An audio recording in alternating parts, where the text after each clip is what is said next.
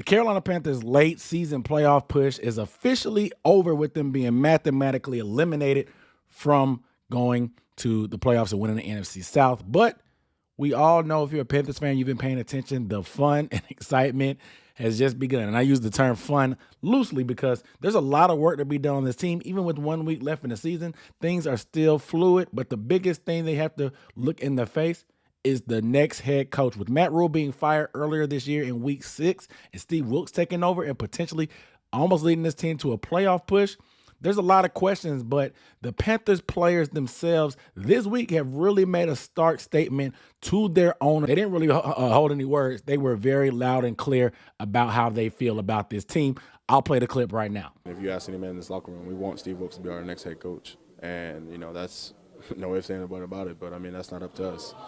But, we're going to campaign for it as much as we can and play hard this weekend and see if we can get it there. For us to be able to have Coach Wilks again next year and finally have some stability around here, that's what it's all about. My endorsement is 100% behind Coach Wilks.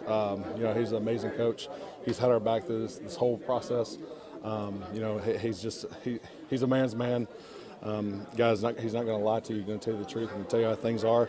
I've really enjoyed playing under Coach Wilks, and I just hope nothing but success for him. I think he's changed the mindset of this team, the locker room, and everything. So I think he's a great man for the job. He's done a great job so far this year for us, and he means a lot to a lot of the guys in the locker room. Yeah. These interim coach situations are always slippery slope because some guys are lame ducks. Some guys only get to take over for 4 or 5 weeks. There's rare opportunities that a guy like Steve Wilks got a full body of work when it comes to 12 full games, but clearly you can see the turnaround on the field and off the field. These guys are making it clear that they love Steve Wilks. The intensity of the team has changed. It's just a lot of things have turned around for this team as a whole, and things that were seen to be more toxic and reckless have kind of been steadied out, have been cleaned up, and the Panthers seem like a serious organization at this point. So in this video, we're going to talk about what the message of the players saying this means for Steve Wilks' long-term prospects of potentially becoming the next head coach of the team, and if this means anything to David Tepper, the team owner. We got a lot of that to go into, but before we get into that, my name is Aaron Duncan here with the Necessary Bluntness Sports Talk. I bring you recap and analysis of the NFL, in particular the Carolina Panthers. So if you want to see videos like this, film breakdowns, live streams, I got draft content coming, obviously, as the season winds down and as we get into the offseason. It's going to be a lot of things we got to cover. So if you want to see stuff like that, hit the subscribe button down below with the bell icon. That way you get a notification every time I drop these videos because you don't want to miss anything. Make sure those notifications say all, because we have a lot of things that's going to be changing in this offseason. If you want to stay in the loop about stuff, I'm all over it. So make sure you are subscribed. And one more thing.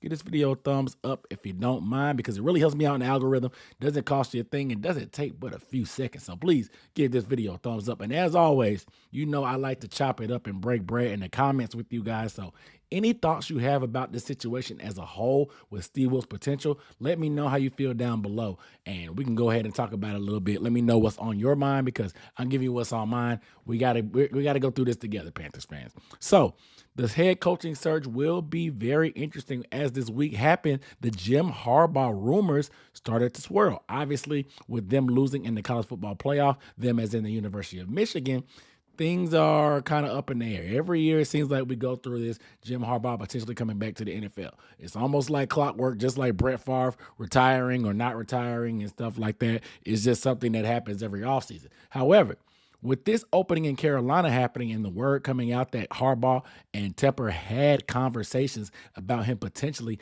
being the next head coach or potentially interviewing, it changed a lot of things, because maybe the next day it came out that Jim Harbaugh said that he wasn't interested and most likely he would be back in college football in 2023. But we also heard reports that Jim is unhappy about the state of college football as a whole, whether it's the NILs, the transfer portal, the college football playoff expansion, all the politics and stuff that goes along with the NCAA. It can be very, very messy. And I always feel like Jim Harbaugh wanted to be on the highest level to be able to compete.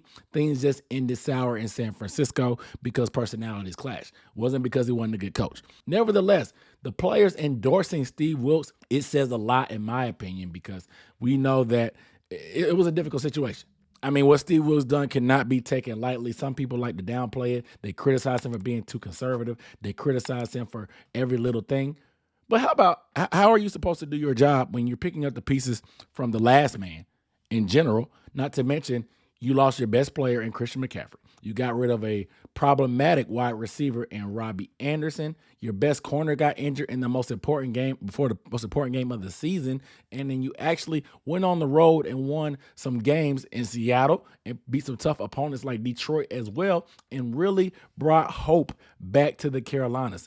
The Panthers haven't really sniffed the playoffs or even been close to the race this late in the season since 2017 when they went to the playoffs and made that run to the wild card. So to bring them back to some type of relevance, it was really exciting. It got Panthers galvanized, Panthers fans galvanized, and started believing in the team and in Coach Wilks, bringing back some of the vibes and the feels of what keep pounding really means, which tend to get lost. Now, I know some people are kind of cold on Steve Wilks, saying that his ceiling is Ron Rivera, which doesn't really make sense to me because they call him conservative. Ron Rivera is one of the most aggressive coaches back in the day. He was Riverboat Ron for a reason. Not to mention, you call him conservative when his quarterback has been Baker Mayfield, PJ Walker, and Sam Darnold. This is not Brandon Staley in L.A. where you have a Justin Herbert. This is not Sean McDermott in Buffalo where you have a Josh Allen. This is not any other team that has a perennial quarterback that they're willing to take these chances. They don't have the full trust because these aren't the players that he fully picked. He's just picking up the hand that he was dealt. And for him to be able to maximize what came out of this, I have to commend him for that. I'm not going to hold him accountable for being or lack thereof aggressive in you guys' opinion or some other people's opinion. Because when we saw him as defensive coordinator for the Carolina Panthers before he went to the Cardinals, he was one of the most aggressive defensive coordinators as the Panthers led the NFL in blitz percentage. So I think the lack of the criticism for his lack of aggression is a little bit short-sighted because you're not really looking at the full picture of what he's done in the past. I think once he's able to get his hands and get a full staff, because little do people know, all those assistants that left with Matt Rhule, they only left them with 4 assistant coaches on the defensive side. And one of them was a defensive coordinator who can't really work with the position coach all the time. A lot of people were doing double duty. So I think they were stretched pretty thin, and for them to be able to do what they did down the stretch, I think is very commendable. So I think Steve Wilks deserves to get a chance to build out a staff, to get a quarterback that he likes, to be able to have some say-so in the personnel and the assembly of the roster and the assembly of the coaching staff and be able to get a fair shot. Does it have to be a long-term 7-year deal? No. I don't think David Tepper wants to do that again, but I don't think it should be taken lightly that these players continue to back him, continue to talk about how straightforward he is, continue to talk about how much of a straight up business guy he is and how he just keeps it 100% with them. And they really appreciate that. I think if you come at somebody respectable and keep it and be honest with them, you can't help but respect that as a man and as a competitor, especially being in the National Football League and being a leader of men. It goes a long way in this NFL. When you have players that believe in the coach and want to play hard for the coach and want to do certain things and prove to the masses and prove to, I guess, the guy upstairs, David Tepper, that this guy is the real deal and he deserves an opportunity, that means a lot. So I think being able to get a full offseason, Steve Wilks deserves to get a shot. However, all that being said, I think that we have to respect and trust the process of a coaching search. I think David Tepper should go through the full process. Steve Wilks is involved in the lawsuit with Brian Flores and other minority coaches when they discuss and have issues with the hiring practices and the treatment of black coaches. The whole thing about the Rooney Rule was respecting the process, bringing in extra guys to interview and actually giving these guys a chance. Nepotism is a thing in the NFL. Let's just be real. It is what it is. But at the same time, if we want the Rooney Rule and practices and processes to be equal for everyone, we have to implement that in this case. Even though Steve Wilks is a minority coach, we still need to bring in other candidates because I am very intrigued about the potential coaching talent in the pool, whether it's DeMeco Ryans or Johnson up in Detroit, or other guys around the league that their names are floating around, even if Harbaugh is potentially involved. So I think they need to respect the Rooney Rule and respect the process, but I do feel like Steve Wilks should have an inside track to be able to be the next coach. Now, how do you feel about him? That's up to you. But I think it's a little bit short-sighted to say that his ceiling is Rivera. when we haven't really seen him in a full capacity with the Panthers or with the full real shot from Arizona. To be able to make any kind of assumptions about his career trajectory is just you putting personal feelings on that because we really don't have enough evidence to see what his ceiling is. Why can't his ceiling be Sean McDermott? If you think his ceiling is Ron Rivera, why is it Sean McDermott's ceiling Ron Rivera? And why are you saying that his ceiling is Ron Rivera as an insult? Ron Rivera led probably one of the most successful teams in NFL history, 15-1. There's only one team that's been better, or two teams, excuse me, they've had a better record than that Carolina Panthers 15-1 season. They almost made it to the mountaintop in the Super Bowl, not to mention numerous playoff appearances and the first coach to win the NFC South consecutive years in a row, multiple-time coach of the year. I think if that's the ceiling, it doesn't sound too bad. I don't understand how that's an insult in my opinion, but I look at things a different way than some other people. Nevertheless, I think that the players talking to David Tepper, pretty much putting these sound bites in the media. I know they've been a little bit encouraged by the media with these questions, but they didn't hold any words. They didn't bite their tongue. They haven't dropped their head and kind of second guessed because we didn't make the playoffs down the stretch. I think they've seen what Matt Rhule looked like and what he was trying to do, and I think they see the difference. And the product on the field is clearly different. Panthers fans want to move on from they put the Ron Rivera tag on Steve Wilks because they kind of want to move past that era. They want to move into something new. We haven't had an offensive minded coach in franchise history. I understand that. But trying to move too far past the team's culture is what ended up with the brand or the one of us mantra of Matt Rhule trying to undo everything that's been built here in Carolina.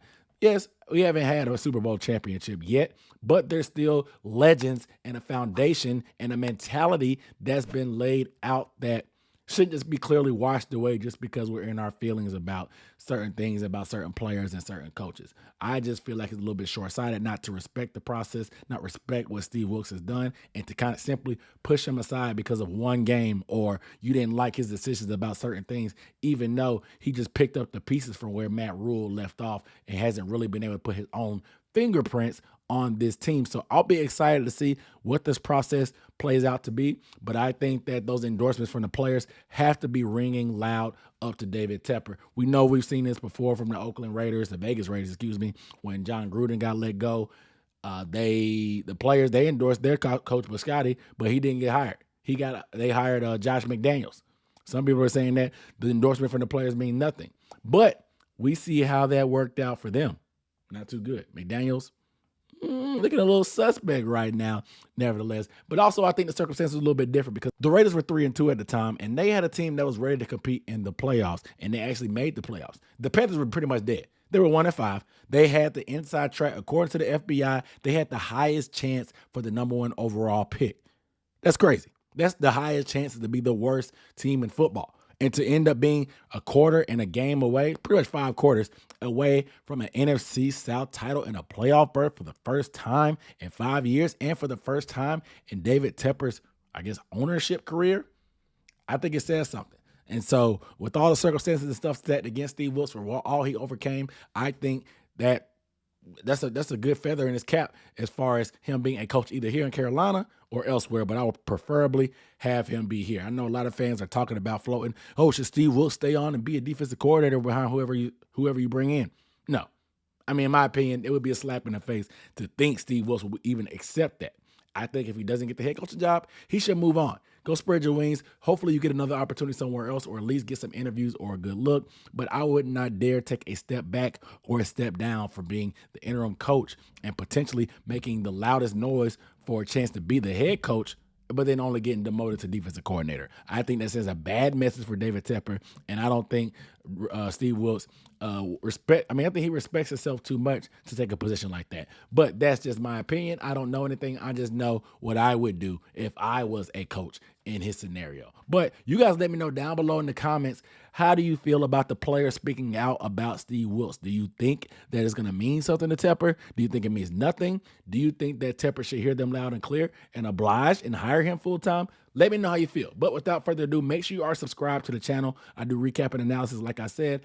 Give the video a thumbs up if you have not already. Check out some other videos over here, like the film breakdowns and whatnot. I'll see you next time. Peace.